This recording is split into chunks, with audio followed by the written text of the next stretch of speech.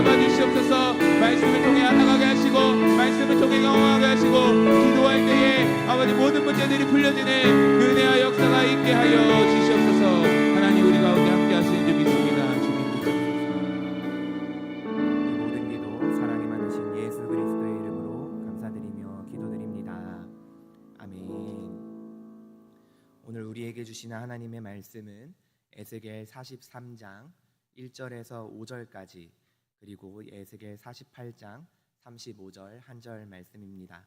차례로 읽겠습니다. 에스겔 43장 1절부터 5절까지를 먼저 함께 합독하여 읽도록 하겠습니다. 읽겠습니다.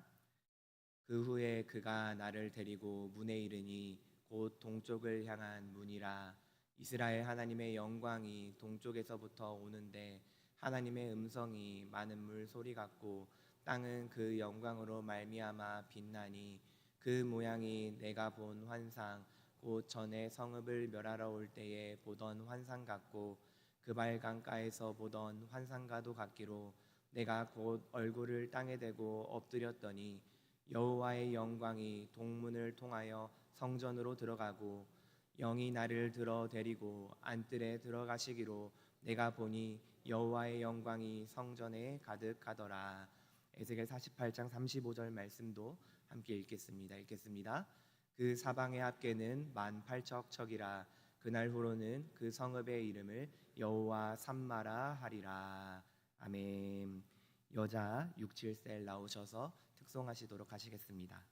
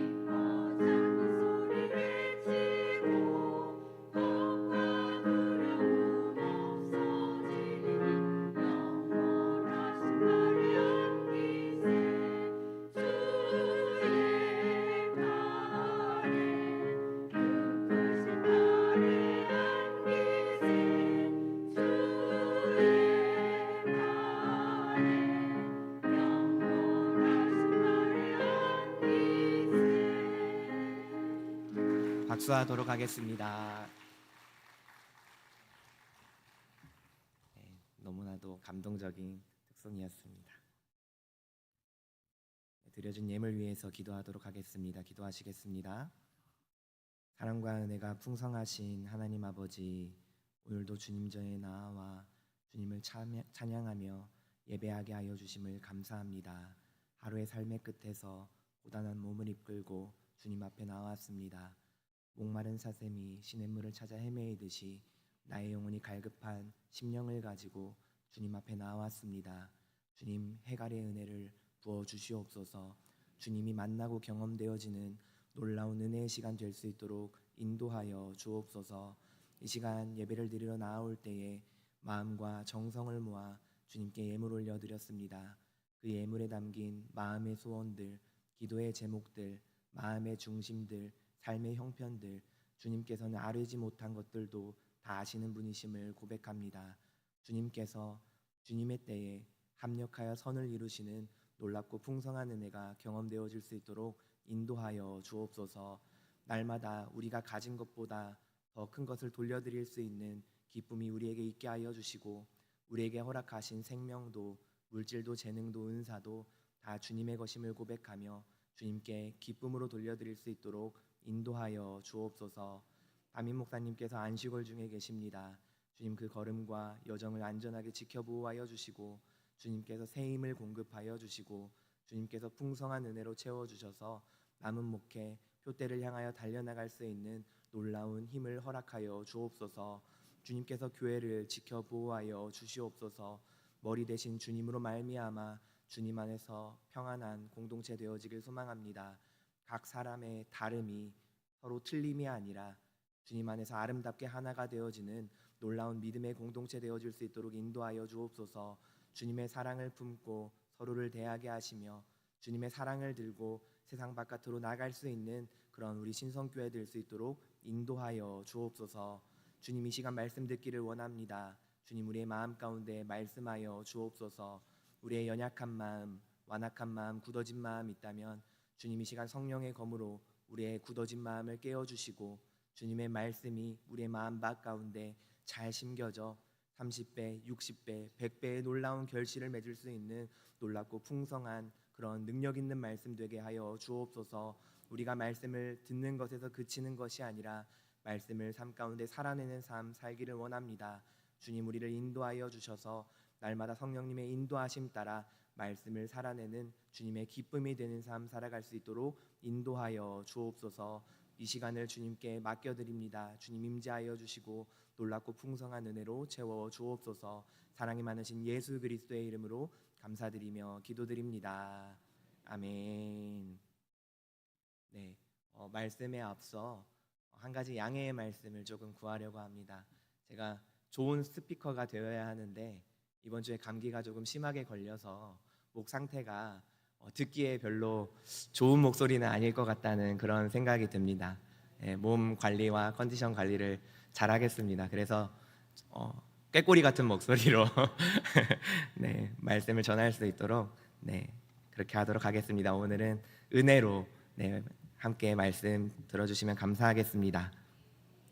네, 성도님들께서는 영화관에 가서 영화 보는 것을 좋아하십니까? 마지막으로 영화관에 가보신 적이 언제신가요? 네, 각자 다르실 텐데요. 요즘은 뭐 TV나 케이블뿐만 아니라 넷플릭스, 디즈니, 뭐 티빙과 같은 소위 말해서 OTT 업체들이 많기 때문에 영화관에 잘 안 가게 되는 것 같습니다. 그런데 한 가지 아쉬운 건 저는 영화관에서 팝콘 먹는 것을 참 좋아하는데요. 집에서 먹는 팝콘은 그 맛이 안 나더라고요. 그래서 꼭 영화관에 가서 그 달콤한 맛 반, 어니언 양파 맛 반 해가지고 팝콘을 시키고, 또 음료는 절대 제로로 시키지 않고 오리지널로 먹으면서 영화를 봐야 진짜 영화를 보는 것 같습니다. 왜 이런 이야기를 하냐 하면요, 국내에 최근 개봉한 영화가 있는데 혹시 이 영화를 보신 성도님들이 계실까요? 바로 킹 오브 킹스라는 영화입니다. 혹시 보셨다? 너무 부럽습니다. 네, 킹 오브 킹스라는 한국 애니메이션 영화인데요, 그 찰스 디킨스의 주님의 생애라는 원작으로 만들어진 영화라고 합니다. 영화의 내용은 이러한데요, 영국의 위대한 소설가 찰스 디킨스가 아서왕 이야기에 푹 빠져있는 막내 아들 윌터에게 진정한 왕은 따로 있다라며 예수님의 이야기를 들려주는 것으로 영화가 시작된다고 합니다. 아빠의 생생하고 실감나는 이야기에 완전히 매료된 윌터가 어느새 상상 속에서 2000년 전 예수님이 태어나시던 그 순간으로 시간 여행을 떠나게 된다고 해요. 그러면서 예수님의 탄생과 죽음 그리고 부활까지 직접 목격하며 예수님의 사랑을 느끼게 되는 그런 과정을 영화로 그려냈다고 합니다. 저는 이 영화를 봤을까요? 못 봤을까요? 네, 못 봤습니다. 아직 저도 못 봤는데 시간이 된다면 꼭 보러 가고 싶습니다. 이미 북미에서는 부활절을 기점으로 개봉해서 놀라운 흥행을 거뒀다고 하더라고요. 개봉 10일 만에 약 650억 원의 수익을 달성했다고 하고, 또 기생충을 넘어서 역대 한국 영화 북미 흥행 1위의 자리에 올랐다고 합니다. 상업 영화가 아니라 기독교 애니메이션 영화가 그런 성과를 거둔 것도 놀라운데, 그 영화가 한국 애니메이션이라는 것도 참으로 놀라운 사실인 것 같습니다. 그런데 이 영화를 만든 영화 감독은 원래 광고와 상업 영상 제작 분야에서 활동했던 장성호 감독이라고 합니다. 그 감독이 하나님께서 자신의 재능을 복음을 전하는 데 사용하라라는 마음을 주셔서 이 영화의 제작을 시작했다고 합니다. 그런데 장성호 감독이 유튜브의 다양한 채널에서 출연해서 힘들었던 제작 과정에 관해서 은혜로운 간증들을 많이 했는데요. 이 영화가 무려 몇 년에 걸쳐 제작되었을까요? 이미 알고 계시는 분들도 계시죠? 무려 10년이나 걸렸다고 합니다. 말이 간단해 10년이지 10년이면 뭐도 변합니까? 강산도 변하는 시기 아닙니까? 그 10년이란 세월이 얼마나 긴 시간이었겠습니까? 미국에서 투자 제한도 왔지만 그 투자를 받으면 저작물에 대해 간섭이 심해서 복음이 훼손될 우려가 있다고 생각돼서 그 투자를 모두 거절했다고 합니다. 그리고 국내 투자로만 영화를 제작하기 시작하는데 그것이 고난의 시작이었다고 합니다. 정말 우여곡절들이 10년의 세월 가운데 셀 수 없이 많아서 제작을 포기하고 싶었던 순간들도 너무나도 많았다고 합니다. 하지만 그런데 고난 가운데에서도 하나씩 하나씩 길을 열어가시며 그 속에서 함께 하시고 인도하시는 하나님의 손길이 경험되어졌기에 그 제작을 포기하지 않고 10년의 기간 동안 제작에 힘을 쓸 수 있었다고 합니다. 그런데 10년이라는 세월 동안 고난을 경험했지만 반대로 말하면 10년이라는 고난의 세월 동안 하나님이 함께 하심을 날마다 경험한 것 아니겠습니까? 그렇게 그 감독은 고난이 축복이다 라는 말의 본질을 깨달았다고 믿음으로 고백했습니다. 사랑하는 성도 여러분, 고난이 축복이다 라고 여겨지는 이유가 무엇입니까? 그 고난의 한가운데에서 하나님께서 함께 하심을 우리는 경험하게 되기 때문입니다. 평탄할 때는 당연하게 여겼던 하나님의 임재가, 하나님의 은혜가 고통 속에서는 전혀 다른 깊이로 우리에게 다가옵니다. 고난은 우리가 하나님의 손길을 피부로 느끼게 만드는 통로가 되어집니다. 그런데 우리가 고난 가운데 좌절하는 이유가 무엇일까요? 우리가 고난 가운데 좌절하는 이유는 하나님이 부재하신 것처럼 느껴지기 때문입니다. 하나님이 계시지 않는 것 같고 우리의 기도는 메아리조차 없이 허공에 흩어지는 것처럼 느껴집니다. 우리가 기대했던 응답은 없고 문제는 여전히 해결되지 않은 채 우리의 삶 가운데 머물러 있습니다. 바로 그때 사단은 속삭입니다. 봐라, 하나님은 너와 함께하지 않아. 그러나 오늘 성경은 우리에게 말씀하고 있습니다. 하나님은 우리 눈에 보이지 않아도 결코 멀리 계시지 않습니다. 오히려 고난의 항복판, 우리가 가장 연약해진 그 자리에서 하나님은 우리의 가장 가까이에 계십니다. 눈물이 마르지 않는 밤에도, 외로움과 불안 속에서도 여전히 하나님은 거기 계시는 분, 바로 오늘 저와 여러분이 함께 나눌 여호와 삼마, 거기 계시는 하나님이십니다. 여호와 삼마, 거기 계시는 하나님, 이 말에 대해 깊이 이해하기 위해서는 먼저 오늘 본문 말씀인 에스겔서가 기록된 시대의 상황을 살펴볼 필요가 있습니다. 에스겔은 남유다 왕국이 바벨론에 의해 멸망하던 바로 그 혼란의 시대를 살았습니다. 에스겔은 제사장 가문의 출신이었지만 예루살렘이 멸망하기 전 주전 기원전 597년 바벨론의 2차 침공 때 여호야긴 왕과 함께 바벨론의 포로로 끌려가게 됩니다. 본래라면 성전에서 제사장으로 봉사했어야 할 그가 이방 땅에서, 바벨론에서, 그발강가라는 낯선 땅에서 하나님의 부르심을 받아 예언자로 서게 된 것입니다. 에스겔이 살던 시대는 절망의 시대였습니다. 성전은 더 이상 거룩함을 상징하는 곳이 아니었고, 예루살렘은 무너졌으며 백성들은 나라 없이 타국의 포로로 잡혀간 상황이었습니다. 이런 상황 가운데 에스겔은 하나님의 환상을 보게 됩니다. 에스겔 10장과 11장에서 나오는 하나님께서 당신의 영광을 성전에서 거두어 가시는 장면입니다.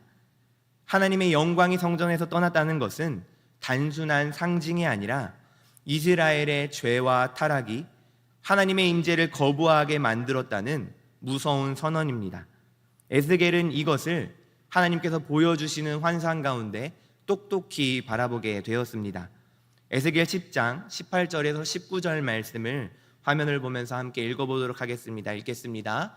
여호와의 영광이 성전 문지방을 떠나서 그룹들 위에 머무르니 그룹들이 날개를 들고 내 눈앞 땅에서 올라가는데 그들이 나갈 때에 바퀴도 그 곁에서 함께 하더라.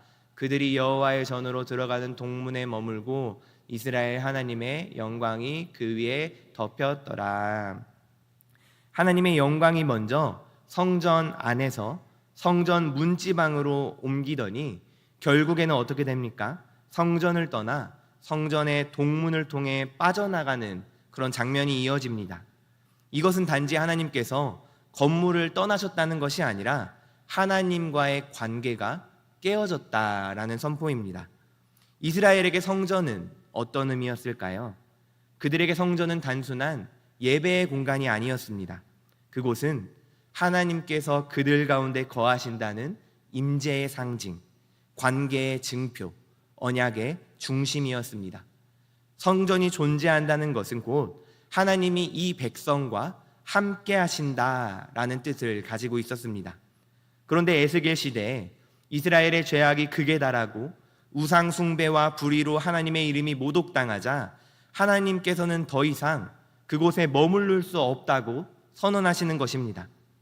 예루살렘 성전이 있으니 괜찮아, 종교적 모양을 갖추고 있으니 괜찮아 라고 생각했던 백성들의 안일함을 하나님께서 철저히 깨트리신 것입니다.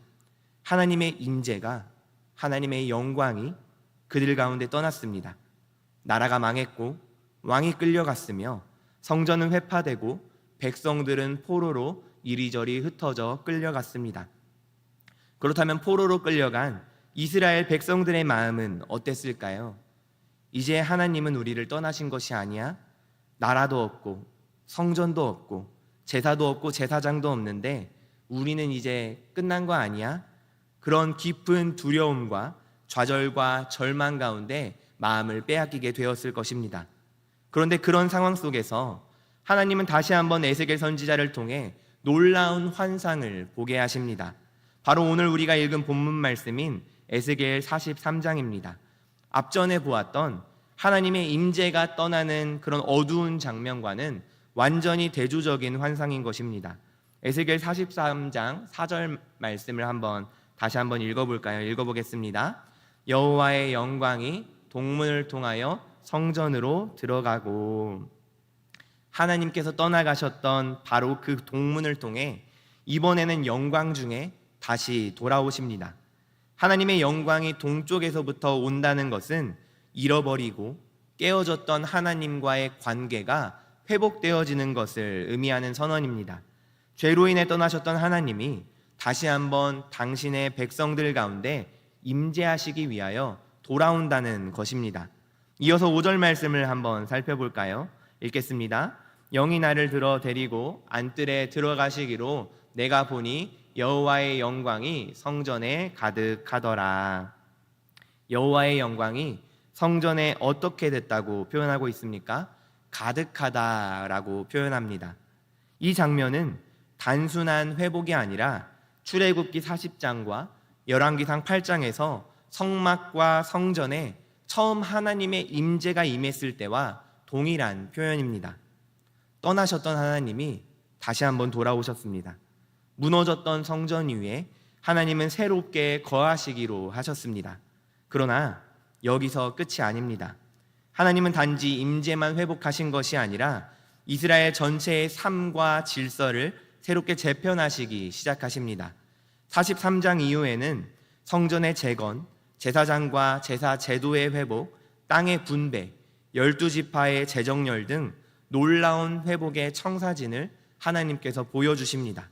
하나님이 거하시는 하나님의 그 임재의 중심에서부터 새로운 공동체, 새로운 질서, 새로운 나라가 형성되게 되는 것입니다. 이런 환상은 단순한 구조나 제도적 회복이 아닌 것입니다. 하나님 중심의 삶, 하나님의 임재를 전제로 하는 회복인 것입니다.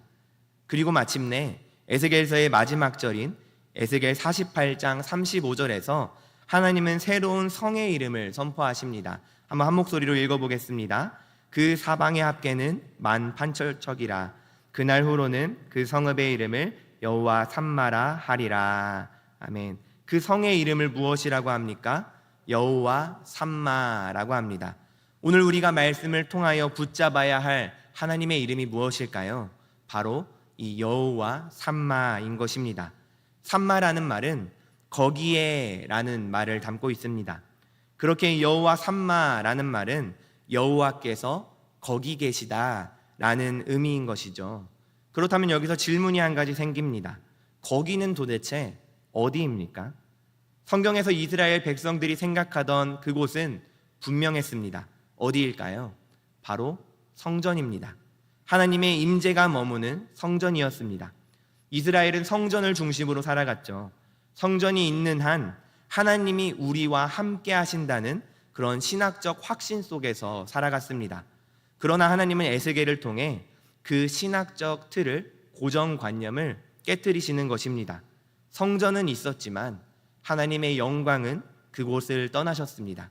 왜냐하면 형식만 남은 예배와 우상으로 가득 찬 마음 가운데 하나님께서 함께 하실 수가 없었기 때문입니다. 에스겔 10장에서 하나님의 영광이 성전을 떠나 동문으로 나가신 장면은 더 이상 하나님이 그 자리에 머무시지 않는다는 상징적인 장면입니다. 그렇다면 하나님은 어디로 가셨을까요? 이스라엘 백성들을 버리신 것일까요? 완전히 떠나신 것일까요? 아닙니다. 하나님께서는 당신들의 백성을 포기하지 않는 그 사랑으로 하나님은 포로로 끌려간 백성들이 있는 바벨론 강가로 가셨습니다. 에스겔 1장을 보면 에스겔이 바벨론 그발 강가에서 하나님의 환상을 보게 됩니다. 예루살렘 성전이 아니라 포로지의 황량한 땅에서 하나님의 영광, 하나님의 임재를 경험하게 된 것입니다. 이 얼마나 놀라운 반전입니까? 우리가 여기서 누릴 수 있는 하나님의 은혜는 무엇일까요? 하나님이 어디에 계시다는 것일까요? 한번 첫 번째 한번 읽어보도록 하겠습니다. 함께 읽겠습니다. 여호와께서 무너진 삶의 자리 가운데 계시다. 여호와 하나님께서 무너진 삶의 자리 가운데 계시다는 것입니다. 이스라엘 백성은 성전이 무너지고 나라가 멸망하며 모든 것이 무너진 줄만 알았습니다. 하나님도 이제 우리를 떠났다라는 절망 속에 빠져 있었습니다. 하지만 하나님은 그들에게 말씀하십니다. 여호와 삼마, 내가 거기에 있다. 이 말씀은 단지 도시에 붙는 이름이 아닙니다. 절망의 자리에도 하나님은 계신다. 무너진 인생에도 하나님은 다시 찾아오신다. 회복은 하나님의 임재에서 시작된다 라고 하는 하나님의 위로의 음성입니다. 이 여호와 삼마의 선언은 우리 각자의 삶에도 동일하게 적용될 줄로 믿습니다. 우리가 절망과 상실, 실패와 고통 속에 있을 때조차 하나님은 우리를 결코 버리시지 않으십니다. 오히려 그 무너진 자리, 깨진 마음의 한복판에서 하나님께서 임재하시어 우리를 위로하시고 새 힘을 주시는 것입니다. 우리가 이해하지 못하는 고난의 순간에도 하나님께서는 함께 하시며 그 임재 자체가 우리에게 희망과 회복의 시작이 됨을 저와 여러분들은 기억하기를 소망합니다. 이사야 43장 2절 말씀을 한번 한 목소리를 읽어보겠습니다. 읽겠습니다.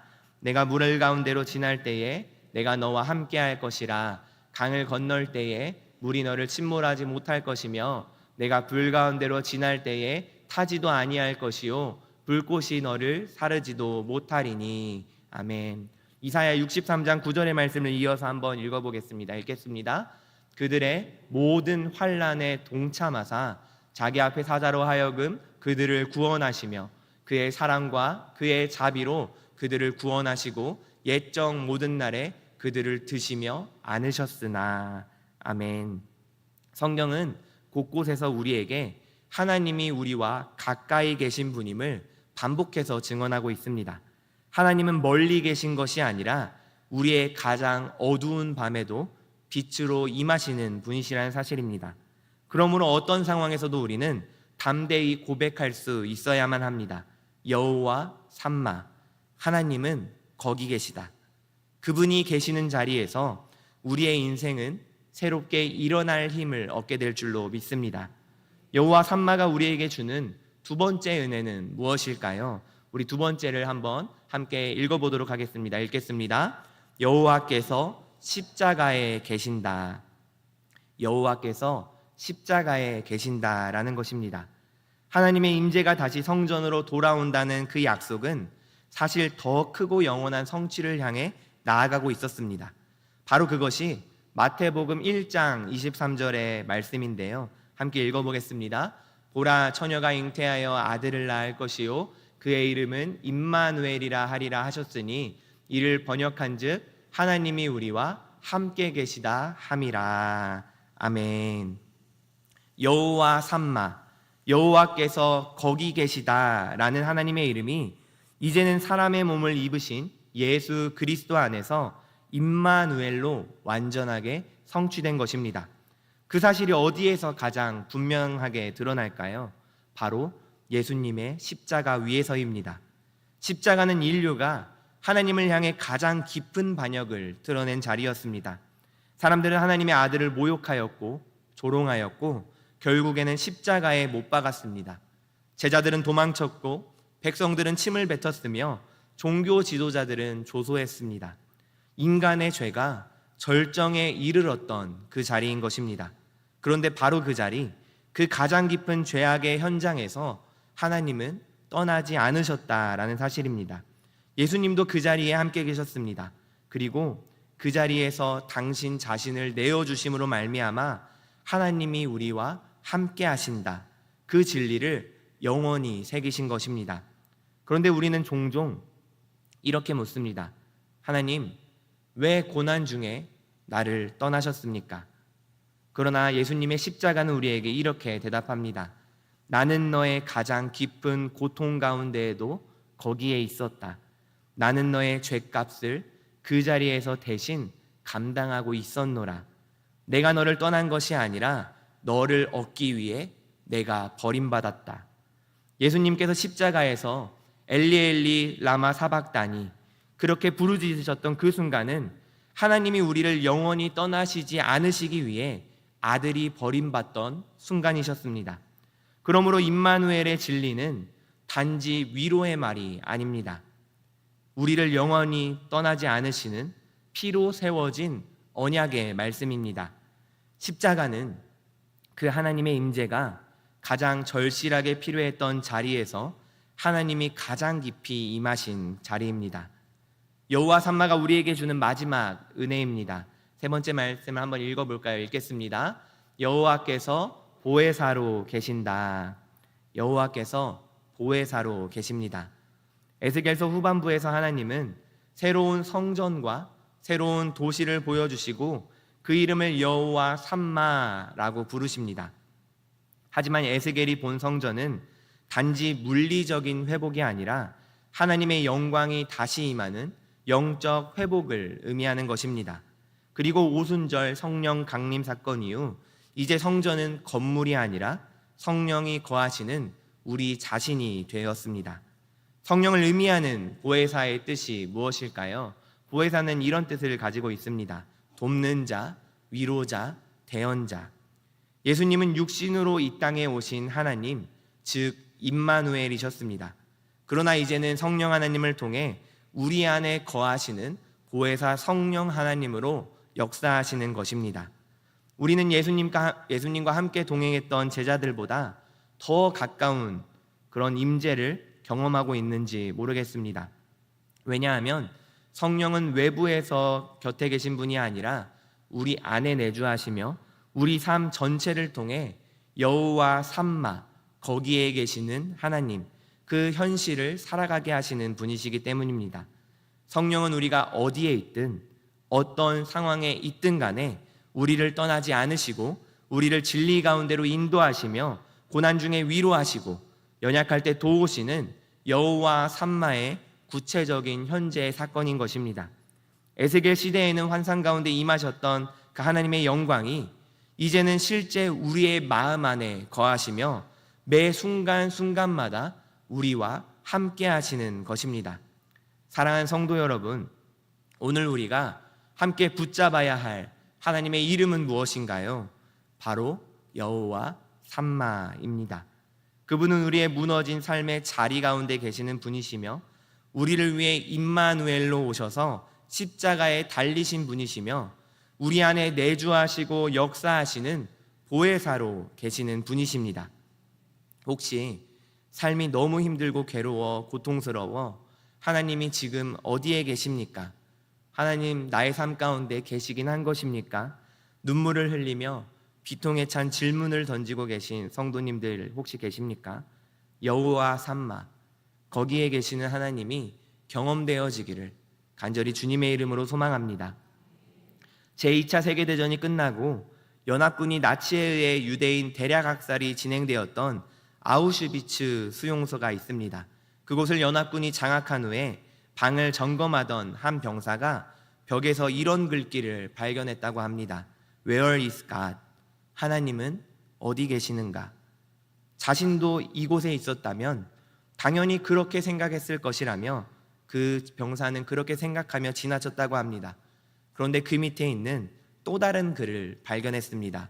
God is here. 하나님은 여기 계신다. 그리고 그 아래 적힌 찬양을 발견한 그는 그것을 읽고 또 읽으며 눈물을 쏟았다고 합니다. 한번 화면을 띄워주실까요? 그 크신 하나님의 사랑 말로 다 형용 못하네. 저 높고 높은 별을 넘어 이 낮고 낮은 땅 위에 하나님 크신 사랑은 측량 다 못하네. 영원히 변치 않는 사랑 성도여 찬양하세. 찬송가 304장의 고백이 그 벽 가운데 새겨져 있었다고 합니다. 하나님이 어디에 계시는지를 묻는 고통스러운 질문이 울분처럼 터져나올 수밖에 없는 그 아우슈비츠 수용소에서 고통과 핍박 속에 죽어가면서도 이를 묵상하고 고백한 것입니다. 하나님이 어디 계신가? 하나님은 여기 계신다. 그 하나님의 사랑은 형용할 수 없이 크다. 때로 믿음의 길을 걸어갈 때 당하는 고통의 시간은 우리를 힘들게 할 것입니다. 도대체 왜? 도대체 나에게 왜 이런 일이? 그런 질문이 분노와 답답함과 함께 치밀어 오를 때가 있을 것입니다. 그런데 하나님께서는 우리의 그러한 질문 가운데 대답이 없으신 것만 같습니다. 그런데 놀랍게도 하나님 도대체 어디 계십니까?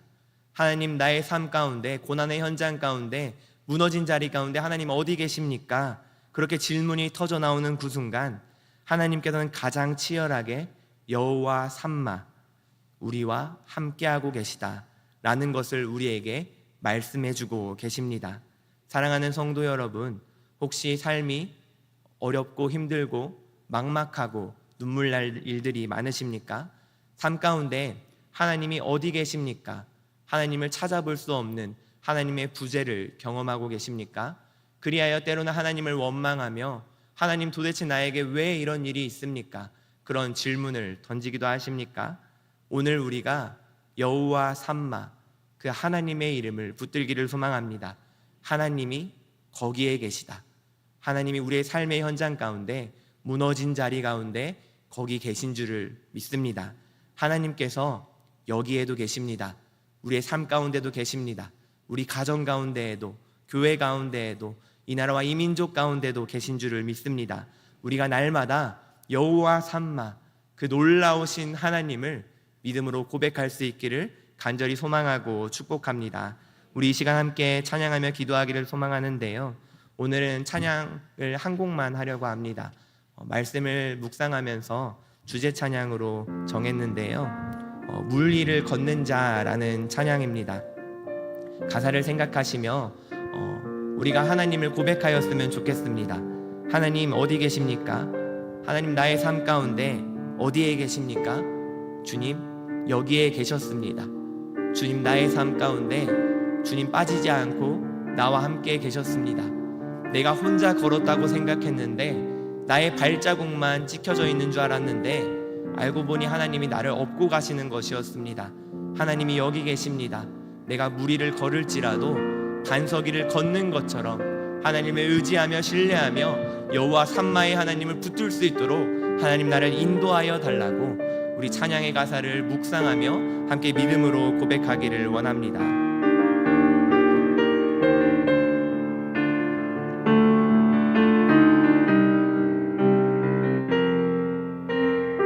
주님 나를 부르시니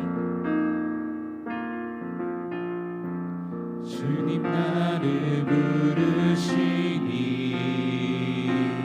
두려움 없이 배에서 나가리라.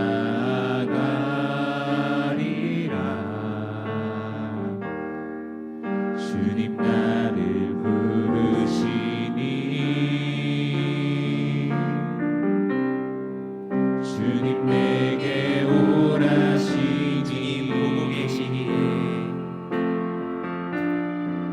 주님 보고 계시기에 의심치 않고 바다를 걸어가리라.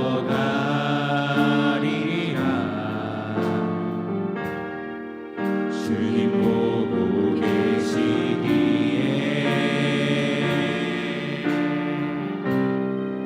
주님 여기 계시기에 주님 여기 계시기에 주님 여기 계시기에 이 깊은 바다가 반석이 되고 주님 여기 계시기에 반석이를 내가 걸어가리라.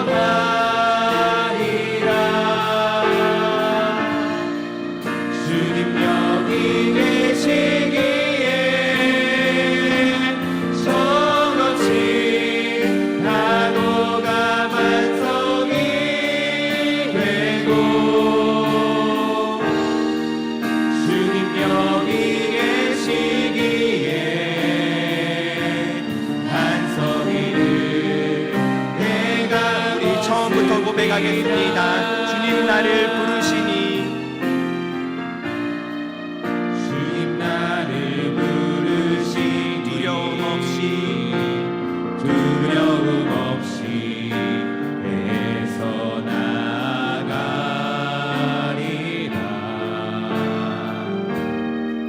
주님 나를 부르시니 주님 내게 오라시니 주님 보고 계시기에 주님 보고 계시기에 의심치 않고 바다를 걸어가리라. 주님 보고 계시기에 주님 보고 계시기에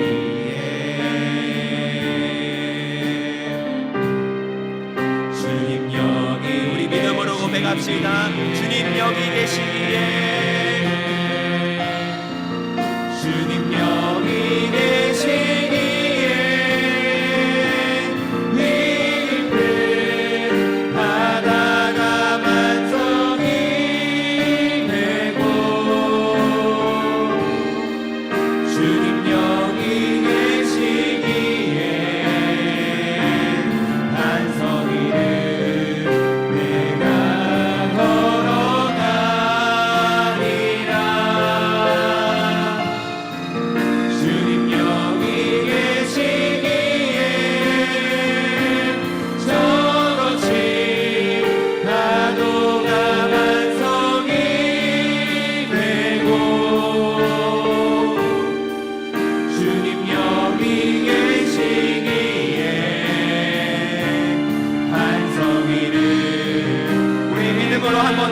기도합시다. 주님 여기 계시기에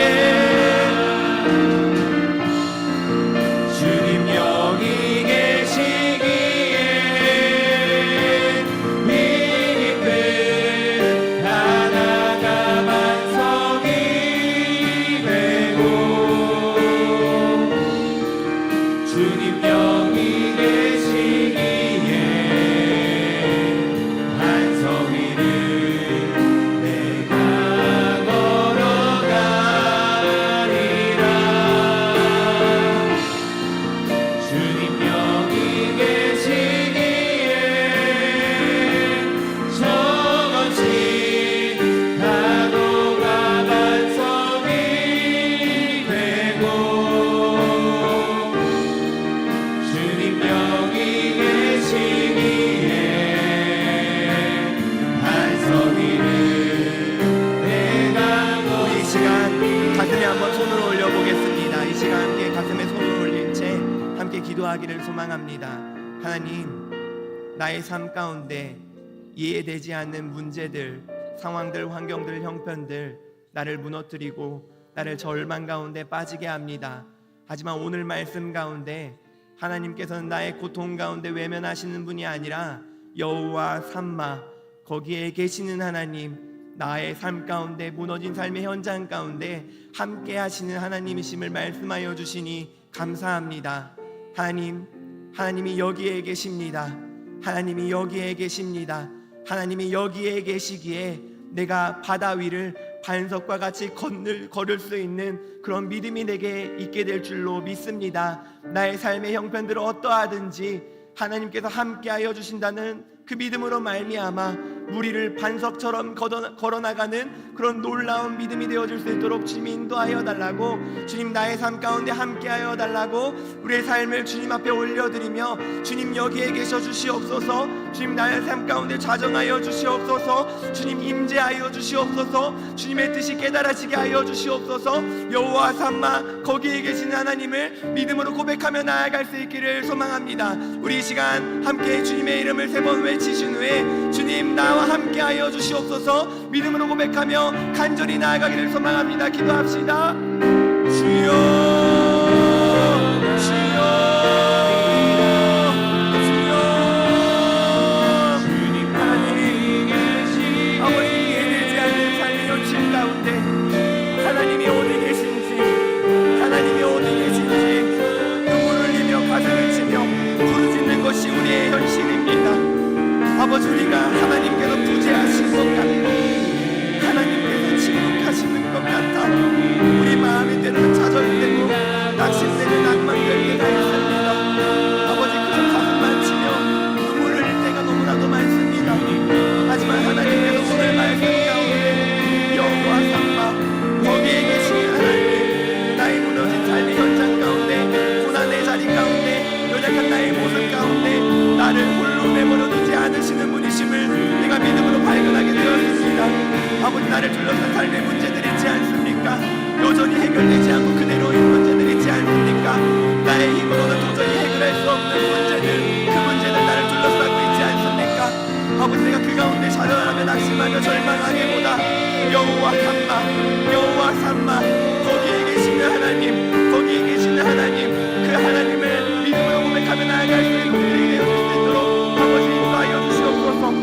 아버지, 우리들을 둘러싼 삶의 문제들, 삶의 형편들, 환경들, 조건들 다 다른 것입니다. 눈물 짓게 만드는 일도 다 다른 것입니다. 때로는 건강의 문제로, 때로는 마음의 상처로, 때로는 가정의 문제로, 관계의 문제로, 가족들의 구원의 문제로, 물질의 방으로 인하여, 때로는 직장과 사업장의 문제로 인하여, 때로는 교회의 문제로 인하여 여러 가지 아버지 기쁨 고난 가운데, 시험 가운데, 바다 가운데 빠져 있는 것 같이 들리는 우리들의 삶일 것입니다. 아버지, 하지만 우리가 여호와 삼마, 여호와 삼마, 여호와 삼마, 그 하나님을 믿음으로 고백합니다. 그러면 내가 기쁨 바다를 아버지 거할지라도, 기쁨 바다 가운데 거할지라도 내가 그 바다를 반석 위를 걷는 것 같이 걷게 될 줄을 믿습니다. 나를 그렇게 상황과 문제가 무엇이든지 간에 하나님께서 함께 하심으로 말미암아, 하나님으로 말미암아 그 상황을 딛고 일어서는 놀라운 믿음의 도전이 되어줄 수 있도록 아버지 인도하여 주시옵소서. 하나님, 여기 계십니다.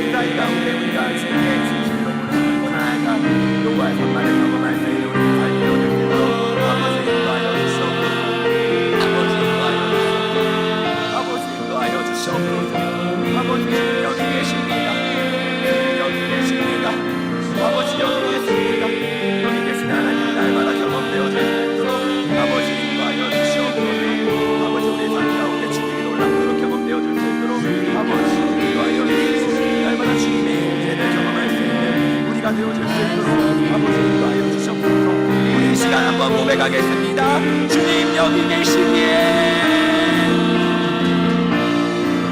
주님 여기 계시기에 이 깊은 바다가 이 깊은 바다가 반석이 주님 여기 계시기에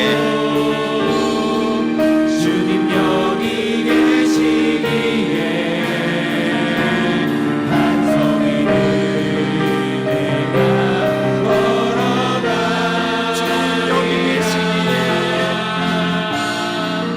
주님 여기 계시기에 저 멋진 파도가 반석이 되고 주님 여기 계시기에 우리 한 번 더 믿음으로 고백합시다. 주님 여기 계셔 주시옵소서. 주님 여기 계시기에 주님 여기 계시기에 이 깊은 바다가 반석이 되고 주님 여기 계시기에 반석이 내가 걸어가리라 주님 여기 계시기에 저 멋진 파도가 반석이 되고 주님 여기 계시기에 반석이 내가 걷습니다. 기도하겠습니다. 사랑과 은혜가 풍성하신 하나님 아버지, 나의 삶의 무너진 자리 가운데에서도 나를 홀로 내버려 두지 않으시고 여호와 삼마 거기에 계신다 말씀하여 주시니 주님 감사합니다. 때로는 이해하지 못할 고난과 상황과 환경과 조건들 때문에 우리의 마음이 주님 막막하고 비참하고 때로는 우리의 마음이 무너집니다. 그 가운데 하나님께서 어디에 계시느냐, 아버지, 그러한 질문들을 내뱉기도 하지만 하나님께서는 오늘 말씀 가운데 내가 거기에 있노라, 내가 너의 아픔의 현장 가운데 있노라, 이해할 수 없는 상황 가운데 내가 거기 있노라 말씀하여 주시니 주님 감사합니다. 삶의 문제들 여전하지만 해결되지 않는 상황들 나의 삶 가운데 그대로지만 그럼에도 불구하고 하나님 거기 계시오니 우리가 바다 위를 반석과 같이 걸어나가는 그런 믿음의 소유자들 되어질 수 있도록 인도하여 주옵소서. 그리하여 나의 삶의 문제들이 더 이상 나의 삶 가운데 문제가 아니라 나의 신앙을 한 단계 발돋움해줄 믿음의 발판이 되어줄 수 있도록 내가 독수리 비상하듯 날개쳐 올라감 같이 그 문제를 딛고 일어서 하나님께로 나아갈 수 있도록 하나님 우리의 삶을 인도하여 주옵소서. 우리와 함께하여 주신다고 말씀하시는, 거기에 있다고 말씀하여 주시는 여호와의 삼마의 하나님 감사합니다. 우리가 날마다 그 하나님을 신뢰하며 믿음으로 나아갈 수 있도록 인도하여 주옵소서. 사랑이 많으신 예수님의 이름으로 기도드립니다. 아멘. 우리 이 시간 한 번 더 기도하기를 소망합니다. 이 시간 한 번 더 기도할 때에 여호와 삼마 하나님께서 십자가 위에 계시다라는 그 사실을 묵상하며 기도하며 나아가기를 원합니다. 이 시간 나의 죄의 문제 하나님 앞에 아버지 모두 다 토해내기를 소망합니다. 여전히 반복되어지는 그런 죄악들, 나의 마음 가운데 있는 아버지 여러 가지 쓴뿌리들, 아버지 나의 삶에 옳지 못한 행실들, 하나님께서 기뻐하시지 않는 모습들이 있다면 이 시간 십자가 위에 계신 그 여호와 삼마 예수님을 붙들고 이 시간 나아가기를 원합니다. 주님께서는 그 모진 고통 감당하시기까지 우리를 사랑하여 주셨습니다. 우리의 죄를 구원하시기 위하여, 우리를 죄 가운데 건지시기 위하여 십자가에 매달리셨습니다. 여호와 삼마 그 하나님이 임마누엘로 나의 삶 가운데 임한 줄을 믿습니다. 이제는 내가 죄 가운데 거하는 것이 아니라 십자가 앞에 내 모든 죄를 내어놓고 아버지 보혈의 피로 말미암아 말갛게 씻음 바 되어질 수 있는 나의 삶이 되어질 수 있도록 주님 인도하여 주옵소서. 나의 삶이 그리하여 하나님의 마음을 시원케 해드리며 하나님의 기쁨이 되어드리며 다른 사람들에게 하나님의 마음을 전달하여 줄 수 있는 그런 복음의 통로가 되어줄 수 있도록 주님 나의 죄를 인도하여 달라고 우리 시간 주님의 이름을 3번 외치신 후에 함께 합심하여 기도하도록 하시겠습니다. 기도하시겠습니다. 주여